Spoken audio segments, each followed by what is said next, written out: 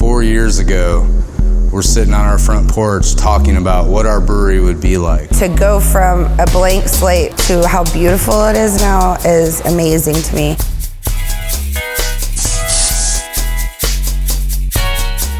Dan and Becky had a plan A. They wanted to be out in the country, but What about plan B? maybe even a plan C, a plan D, and a plan E. And then we started looking at properties around Old Town. Not a lot of buildings downtown will allow you to have a 5,000 square foot outdoor space. We had to have a beer garden. You can never tell people like that, you can't do that, because they won't listen to you. This space on St. Francis became available. It was basically a big open space and room for a beer garden. And it wasn't until almost after we decided this was the spot, we looked down the street, we're like, well crap, the arena's right there. This is great. I think that this location is plan D or E. Plan E.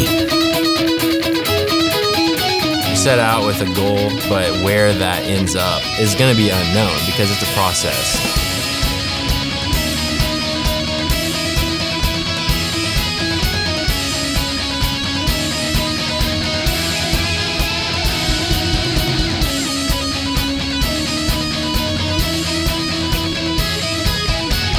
These guys are building this with their bare hands from the ground up, from nothing, to start with a shell of a building, build a brewery, detail it all out. The guys are awesome.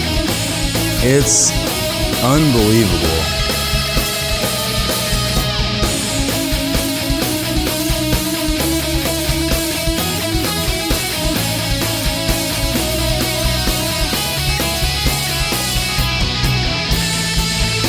Abdon is the star of the film, I think. We call him Ferro Maestro, the master of steel.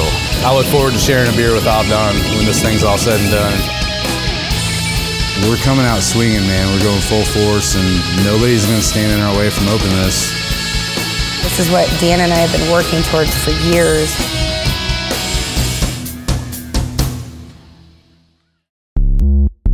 So right now we're standing in the brew house. It's kind of what I like to call Murderer's Row. We've got all our tanks in place. Very, very soon we'll have water and full power, and we'll be able to get these tanks clean and full of liquid glory.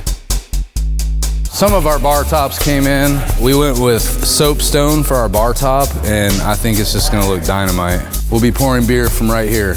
We'll have a big iron, custom-made tap tower that comes out from the wall, and I'll just be filling that thing up. And it's gonna be awesome. Abdon is out there clearing our beer garden to be able to pour our slab for a shipping container. The goal is when people walk out here to just be floored and be like, oh my gosh, this is perfect. An oasis in the heart of the city is what we're shooting for, and if we can get it done how we want, I think it's gonna be amazing.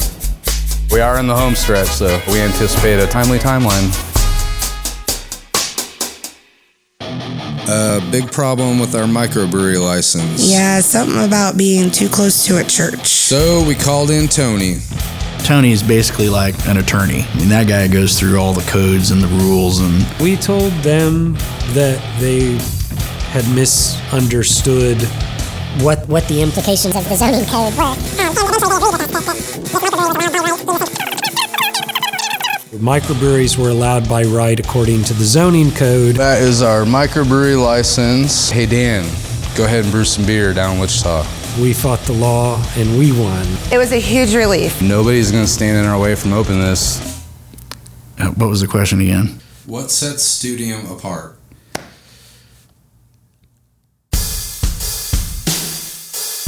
Dan was a passionate home brewer, He is the OG, godfather of microbreweries in Wichita. the elder, the Yoda. He got hired as an assistant brewer and became head brewer for 15 years. He's like a chef of beers.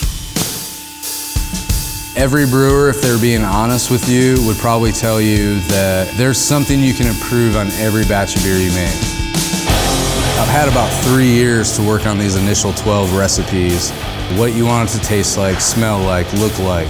And then you have to kind of formulate this recipe to get that finished product. The odds are it's gonna be good as long as your tanks are clean and sanitary, but what you're looking for is great. It takes that extra time and effort to baby that beer through every step of the process. I see all of our grains getting hydrated. Proper mash temperature is crucial. We want a good, consistent, thick mash.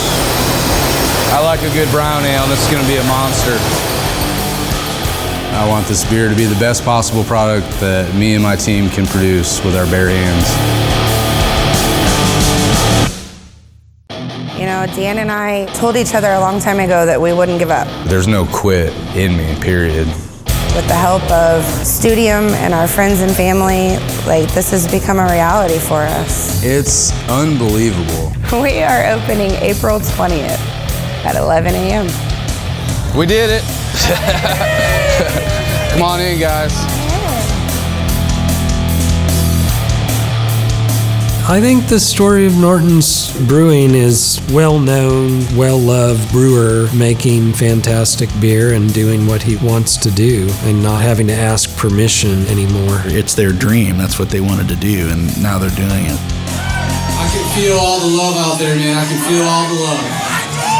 It's emotional to see all these people just loving everything that we've poured our hearts into for so long. And I hope people can tell how proud we are of it. To open those front doors for the first time. Whew. Jesus Christ, you guys. Fucking, that's gonna be the fucking one you use too, probably. Here's Dan the crybaby.